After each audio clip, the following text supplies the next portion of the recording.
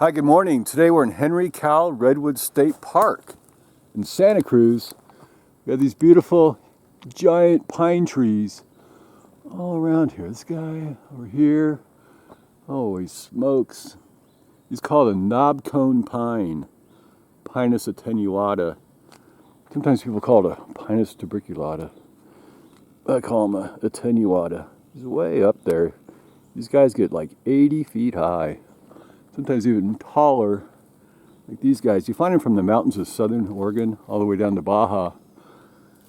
And these guys, they get to be 100 years old. And usually you find them clustered together in open areas where there's no shade. Anyway, here we got a closer one. So the bark here, take a look at the bark.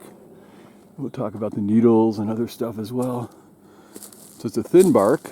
Well, it looks thick here, but he's actually kind of thin.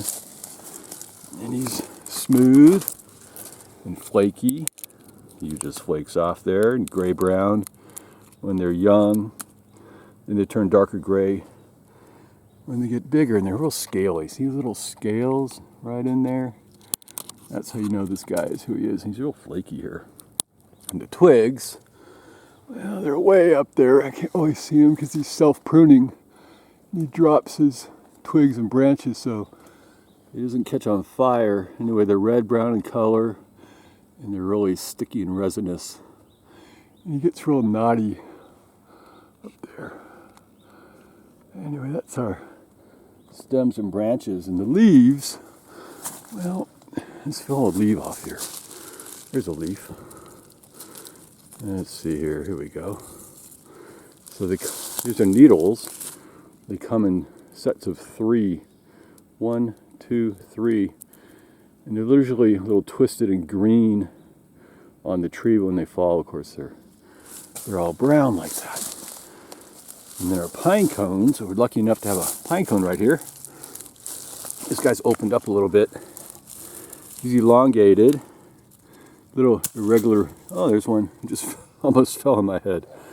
About 3 to 6 inches long. They cluster in whorls around the branches, so you're going to have 1, 2, 3, or 4 all kind of wrapped around there.